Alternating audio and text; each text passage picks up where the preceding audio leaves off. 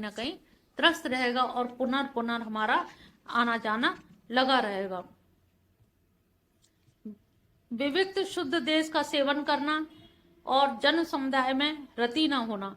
हम लोग यहाँ सब लोग मिलते जुलते हैं, लेकिन ऐसा कोशिश करें या नाते रिश्तेदारों में कि व्यवहार सबसे चलाए। भगवान ये नहीं कहते कि संबंध तोड़ लो, लेकिन ये कि रति ना हो। उपरति बताई थी ना, उपरति का मतलब हमें रति से ऊपर होना है। संबंध के लिए संबंध रखिए, व्यवहार के लिए व्यवहार रखिए, लेकिन उपरति रखिए। हमें रति इसमें अगर रहेगी तो रति में फिर हम कहीं ना कहीं आसक्त हो जाएंगे, और आसक्त होने का कारण है कि हमारी फिर पुनः पुनः वही दशा होगी जिसके लिए हम डरे हुए हैं। शुद्ध देश, विविध शुद्ध देश का सेवन करना। ज्यादातर कोशिश ये करो, बहुत लोगों की भीड़ बैठी हो, उन भीड़ के बीच में ज्यादा लोगों से मिलो जुलो नहीं, अवॉइड करो। पार्टी आर्टी में जाने में थोड़ा सा बचो कि ऐसे लोगों से बहुत खान पान उनके साथ झूठी प्लेट में खाना पीना, कैसा लोगों ने बनाया होगा, किस तरह का होगा, किस तरह से लोग होंगे। तो कोशिश करें जितना हम बच सकते हैं व्यवहार जगत से बच जाए, और जितना नहीं बच सकते, मजबूरी है कि हमें चलाना ही है, उतना ही भर चलाएं।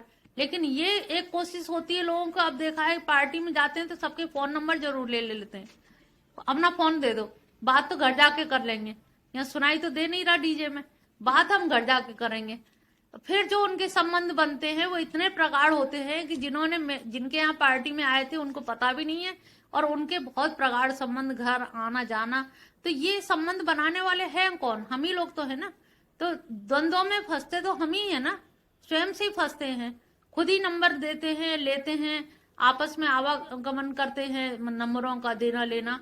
तो ये रति से हटना, ऊपर उठना, कि जो संबंध भगवान तुमने दे दिए, हमें बाल बच्चे दे दिए, पत्नी दे दी जिनको इग्नोर नहीं कर सकते, परिवार दे दिया, पति दे दिया, जिनको निभाना ही निभाना है, वो एक मजबूरी है, उतनों को ही हम अच्छे से निभा ले जाएं, बखूबी अपना रूप और भाव और उनकी सेवा शुश्रूषा करके हम निभा ले जाएं, यही बहुत बड़ी बात है।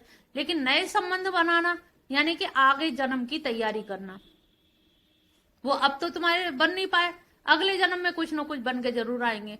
तो हम आगे जन्म के लिए क्यों तैयारी करें? हमें जो इस जन्म में यहाँ पर जो मिल गए हैं उन्हीं से हम व्यवहार अपना चाल चलन कर लें, उन्हीं को निभा लें, यही बहुत है, यही अपने आप में काफी हो जाते हैं। ससुराल पक्ष के मिलाइए, मायके पक्ष के, अपनी मित्र मंडली, अपनी सत्संग मंडली, अड़ोस पड़ोस, इन सबको भी मिला के आपके इतने सारे लोग हो जाते हैं। कभी किसी के यहाँ कोई उत्सव है, किसी के यहाँ कुछ है, हर दिन जाने आने से पता लगा कहीं ना कहीं आसक्ति हमारी जुड़ती जाती है। तो हमें अपने जीवन को खुद ही आत्मनिग्रह करने का मतलब खुद ही संयमित करना पड़ेगा, अपने आप को कंट्रोल करना पड़ेगा कि हमें कहाँ जाना ज्यादा जरूरी है, कहाँ से हम बच सकते हैं और कहाँ से हमारा उद्धार हो सकता है। ये थोड़ा सा हमें ध्यान रखना होगा। 11वां श्लोक।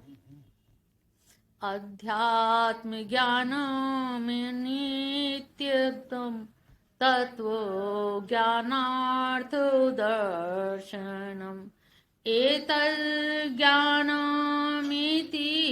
प्रोक्तम अज्ञानम यदतो अन्यथा। अध्यात्म ज्ञान में नित्यता, स्थिति, निष्ठा होना। अब हम लोग अध्यात्म ज्ञान तो हम सभी लोग जानते हैं कि हमें आत्मा एक है, ईश्वर की प्राप्ति करनी है, लेकिन हमारे ज्ञान में नित्यत्व तो नहीं है। ज्ञान तो आता है, सुबह उठ के याद कर लेंगे भगवान को, लेकिन फिर दिन भर भगवान से छुट्टी। सुबह आरती की, बहुत ज्यादा हुई, शाम को कर दी, फिर पूरा दिन हमारा है। सुबह शाम भगवान जी तुम्हारा है, 10-10 मिनट तुम्हारे लिए बहुत है, घर में बैठे हो तो इतना बहुत है, बाकी का सारा समय हमारा। 23.5 घंटे हमें अपने लिए देने हैं। तत्व ज्ञानार्थ दर्शनम, तत्व ज्ञान के अर्थ प्रयोजन रूप परमात्मा को सर्वत्र देखना। अब तत्व ज्ञान का जो परमात्मा को जानते तो हैं तत्व ज्ञान कि परमात्मा एक है, लेकिन उस एक को हम देख नहीं पाते हैं। देखने की क्षमता हमारे अंदर नहीं है। महसूस कहते तो हैं, सभी लोग कहते हैं और सब जानते भी हैं। मैं पहले भी कहती हूँ, यहाँ पे हर आदमी बहुत ज्ञानी है, अज्ञानी कोई भी नहीं है, लेकिन मानने और जानने का अंतर है। तो अध्यात्म ज्ञान या तत्व ज्ञान को हम किस तरह से उसका लगातार बोध बनाए रखें, उसका चिंतन बनाए रखें। अब जो लोग संन्यास क्षेत्र में जाते हैं या भक्त बनते हैं या वृंदावन में रह रहे हैं, तो वृंदावन में क्यों रह रहे हैं? क्योंकि जो तत्व ज्ञान है वो निरंतर बना रहता है। उसके अलावा उनकी कुछ और पूजा है ही नहीं। उन्हें सुबह की झांकी करनी है, शाम की बिहारी जी की झांकी करनी, राधा वल्लभ भी जाना है, इनके भी करना है दर्शन, उनके भी इतनी माला करनी। तो शेड्यूल उनका टाइम टेबल ऐसा बना हुआ है कि वो इतर हटके सांसारिक कोई और आचरण कर ही नहीं सकते। और जब कर नहीं सकते हैं तो उनकी अपनी स्वतंत्रता समाप्त हो गई। और उन्होंने अपनी स्वतंत्रता स्वेच्छा से ही तो किया, कोई मारपीट के तो नहीं भजन कराया जा सकता।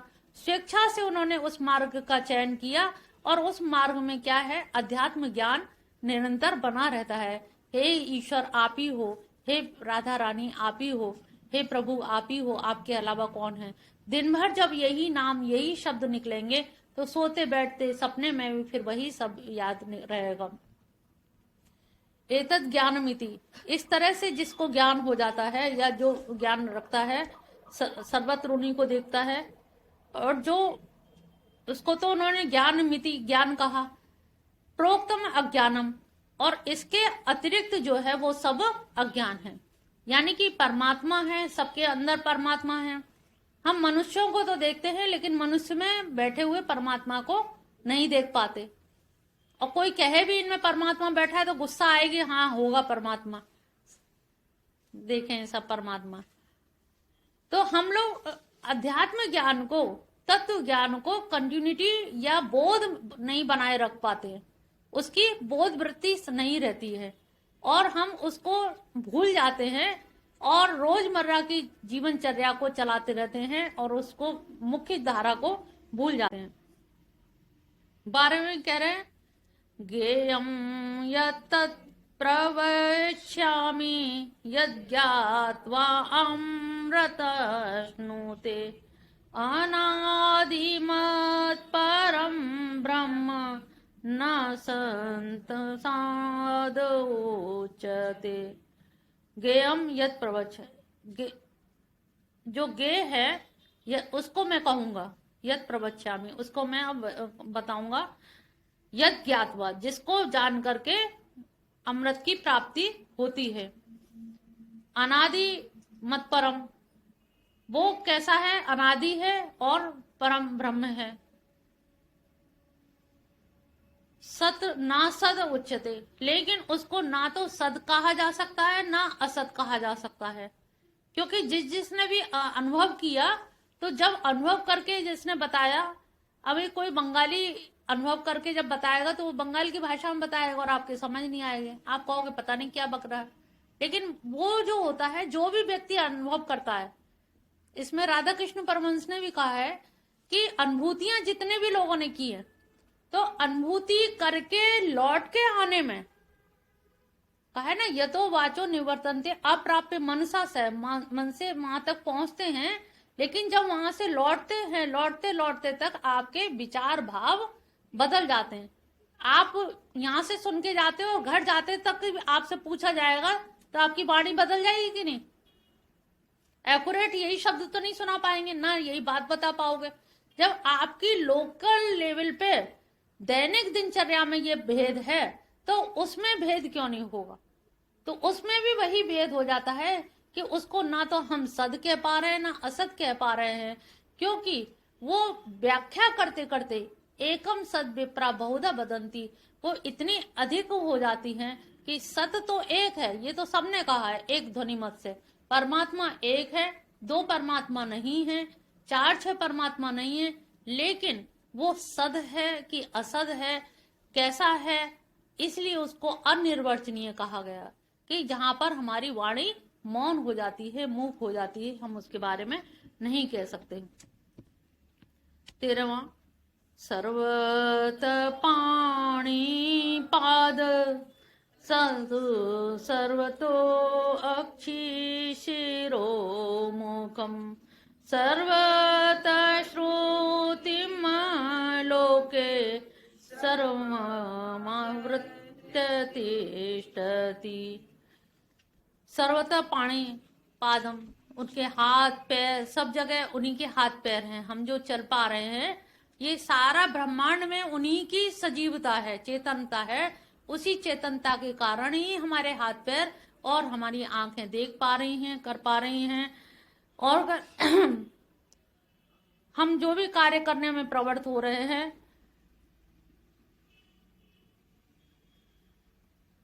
इस अचेतन वर्ग को अगर वो ना घेरे रहें तो ये चेतन जैसा कार्य कर भी नहीं सकता है।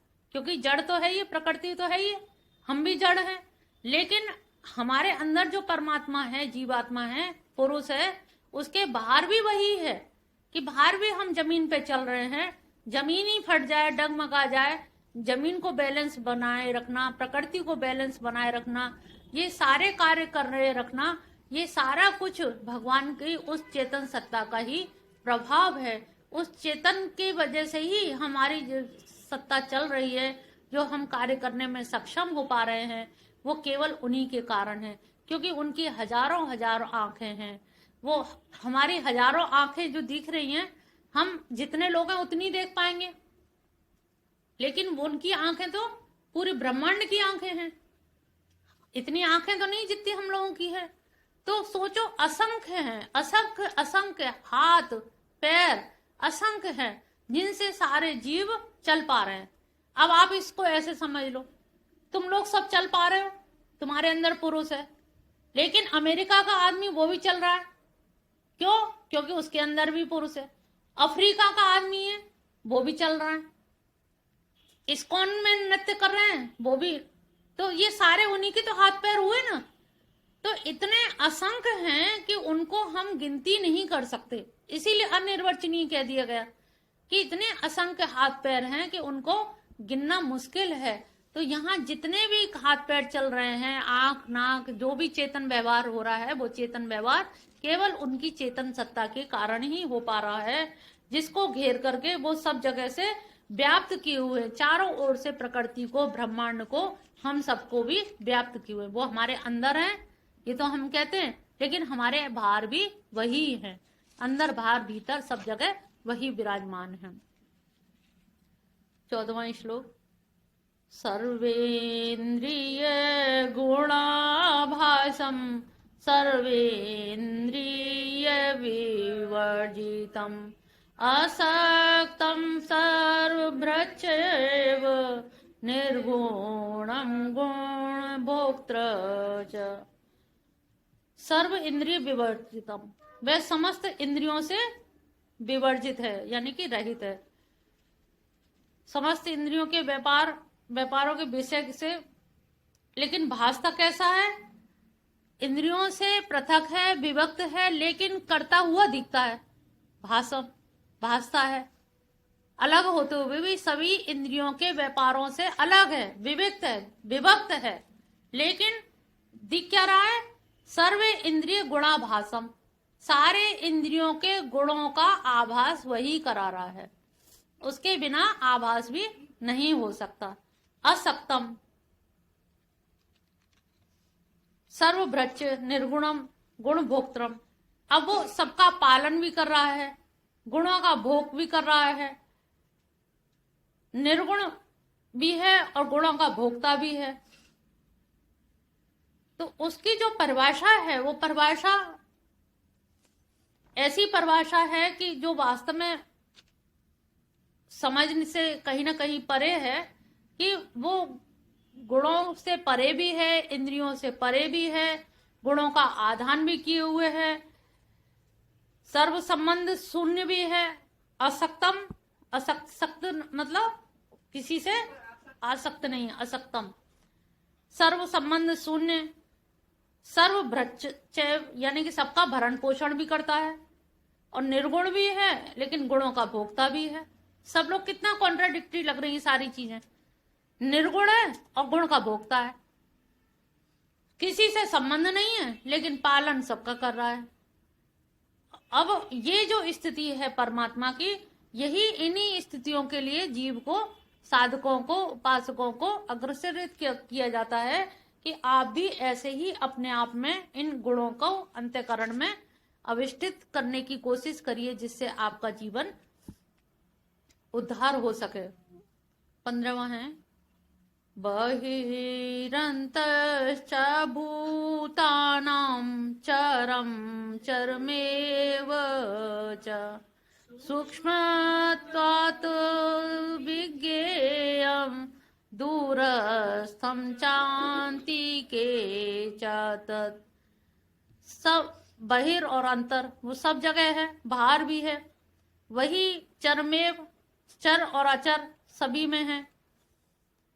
सूक्ष्म से सूक्ष्म है, अविज्ञ है, और दूरस्थ चांत के, दूर भी है, और वो कठोपनिषद में भी कहा है ना, नाति दूरे, तो वो दूर भी नहीं है और पास में भी नहीं है। अब ऐसे व्यक्ति की क्या परिभाषा दी जा सकती है कि वो सब जगह भी है, सब जगह नहीं भी है, दूर भी है, पास भी है। तो ये सारी चीजें समझाने के लिए अर्जुन को बार बार कह रहे हैं कि वो विश्वातीत भी है और विश्वव्यापी भी है। 16वां, अविभक्तम च भूतेषु विभक्तमेव च स्थितम् भूतो भ्रत्र च तद्ज्ञेयम् ग्रष्णु प्रवविष्णु च। अब भूत व्रत अविभक्त होते हुए भी वो सारे उनमें विभक्त भी है, पालन भी कर रहा है, जन्म भी दे रहा है, और ग्रसण यानी कि उनका नाश भी कर रहा है। वही एक परम तत्व जो सबको ब्रह्मा विष्णु महेश बन के जन्म भी दे रहा है, पालन भी कर रहा है, लेकिन उनका नाश भी कर रहा है। नाश करने के लिए कोई और सत्ता नहीं है, वही एक ऐसी सत्ता है जो सब प्राणियों में अविभक्त होने पर भी विभक्त सा दिखता है। अविभक्त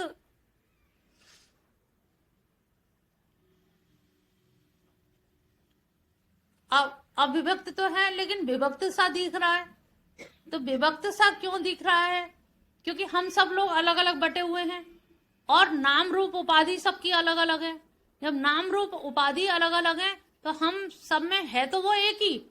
ये कहने को तो हम सब लोग यही कहते ना, वो तो एक ही है, लेकिन फिर भी विभक्त बटा हुआ सा दिखाई दे रहा है। तो अविभक्त होते हुए भी बटा हुआ है। 17वां है, ज्योतिषामपि तज्ज्योतिस् तमसा परामुच्यते ज्ञानं ज्ञेयं ज्ञानगम्यं हृदय सर्वस्य वेष्टितम्। ज्योतिषामपि, वो ज्योतियों का भी ज्योति है। अब समझ लो, सूर्य चंद्र जितने भी हैं, सारा कुछ जो भी प्रकाश जहां भी दिख रहा है वो सब उसकी ज्योति के कारण ही है। अगर वो ज्योतिषमान ना हो तो कोई भी ज्योति प्रकाश नाम की चीज ही ना रहे। तो वो सारा कुछ उसी से ही है। तम जड़ वर्ग से परे कहा जाता है। अब हम तमस को कहें कि तमस जो है जड़ है और वो उससे परे है, लेकिन चमक तो वो भी रहा है, नहीं तो जड़ से व्यवहार कैसे होगा? जड़ में अगर वो ना हो तो ये, अगर आत्मा जब निकल जाती है तो इसमें क्या रहता है? ज्योति तो निकल जाती है, और ज्योति निकलने के बाद में ये जड़, और जब वो ज्योति आ जाती है तो वो जड़ भी प्रकाशमान हो जाता है। तो हम यहाँ लोग सब बोल रहे हैं, आपस में बैठे हैं, सुन रहे हैं, तो ये किसकी? उसकी ज्योति की वजह से। और जबकि शरीर हमारा जड़ है, तो तम में अगर उसका प्रवेश हो जाता है तो तम भी तम नहीं रहता, अंधकार भी अंधकार नहीं रहता। जहां प्रकाश हो जाएगा तो वहां अंधकार का अस्तित्व तो स्वतः ही समाप्त हो जाता है। एक बार प्रकाश ने भगवान के पास जाकर प्रार्थना की शिकायत की अंधकार ने कि ये सूर्य जो है मेरा पीछा नहीं मतलब छोड़ता, जब मैं आता हूं तो ये पीछे लगा रहता है, उन्होंने सूर्य को बुलाया कि भाई ऐसा क्या तुम्हारी दुश्मनी है अंधकार से, अंधकार ने शिकायत की है। तो उन्होंने कहा कि अंधकार है कैसा, मैंने तो आज तक देखा ही नहीं, उसका रूप ही नहीं देखा मैंने, और वो शिकायत कर रहा है, ये तो बड़े आश्चर्य की बात है जब मैंने रूप नहीं देखा। तो ऐसे ही है कि जितनी भी जड़ वस्तुएं हैं, जड़ भी उसी से प्रकाशित है। तो अंधकार आ जाता है तो ये भी तो हम प्रकाश के बाद ही तो जान पाते हैं कि हाँ अब अंधकार आ गया, कि अंधेरा हो गया। और कितना भी अंधकार रहता है फिर भी उसमें हाथ हाथ को तो थाम लेता है ना, अंधकार में भी कहीं ना कहीं तो वो प्रकाश की गति रहती है।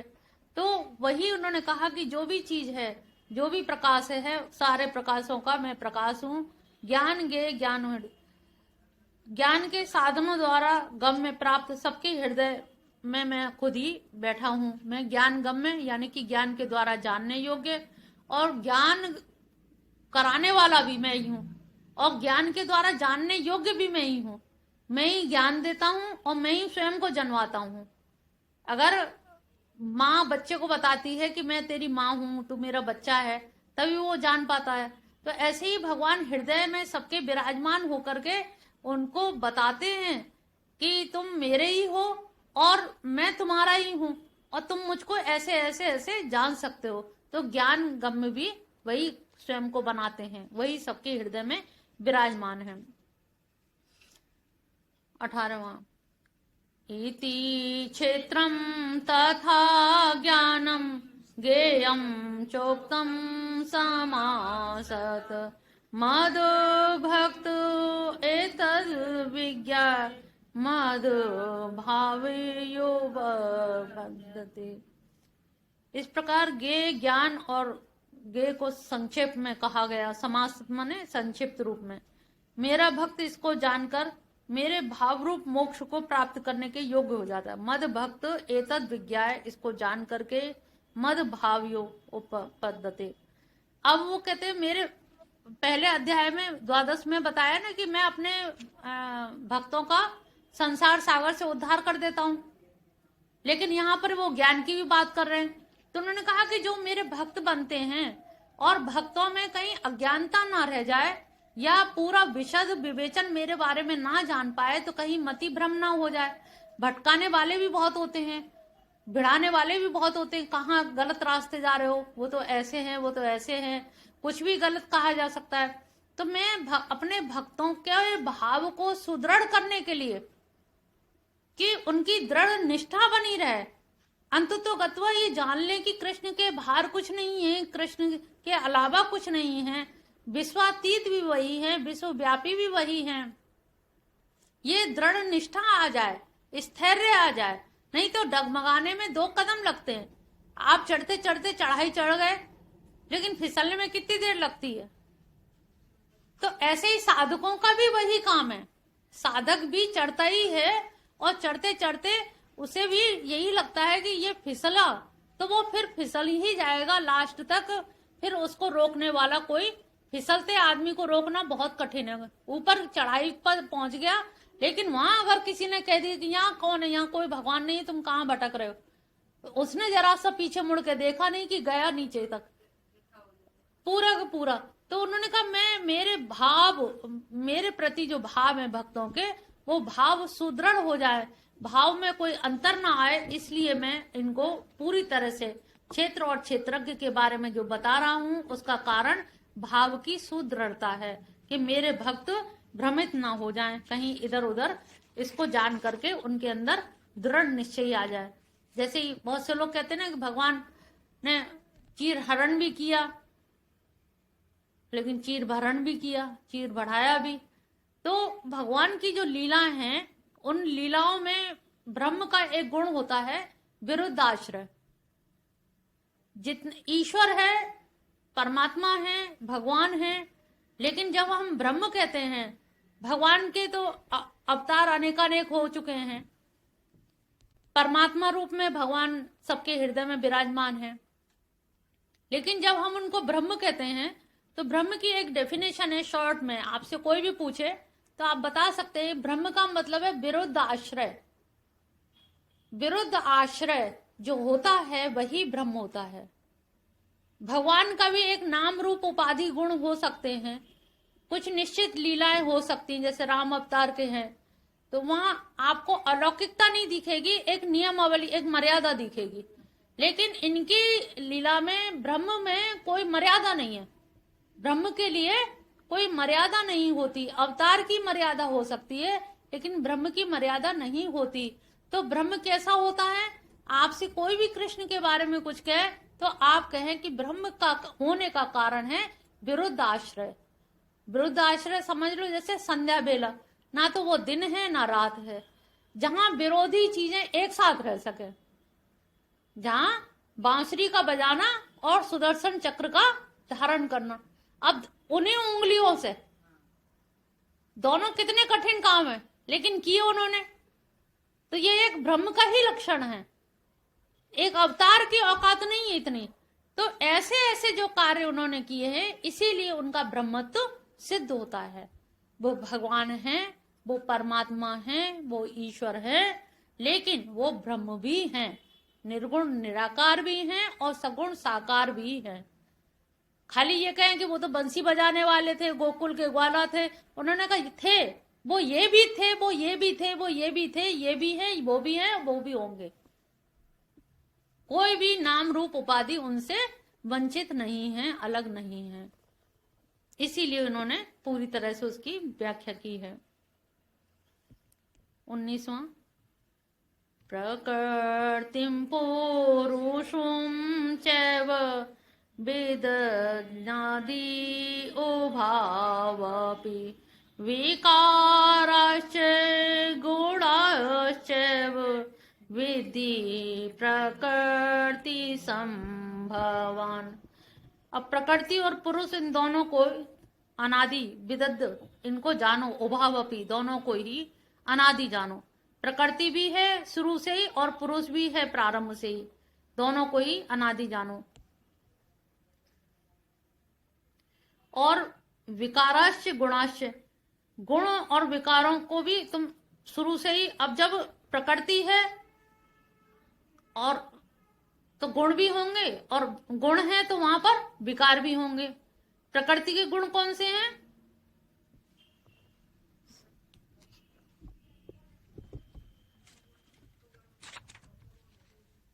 हाँ, तमोगुण, रजोगुण, सतोगुण। लेकिन इनके विकार भी हैं। जब वो गुण होंगे, अभी मैंने क्या बताया था, संघात, हाँ,